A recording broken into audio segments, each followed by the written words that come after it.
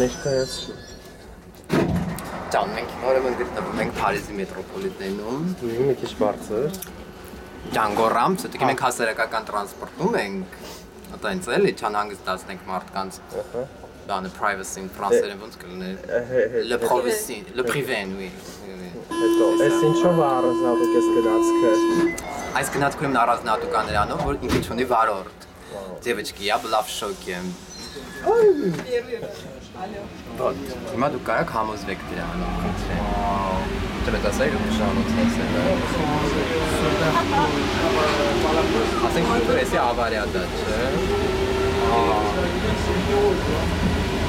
Ու դրա համար նկատել ես ինքը բանի վրա էլ դռներ կան, որ ավտոմատ փակում են, դու կնկարի մեր օպերատորը,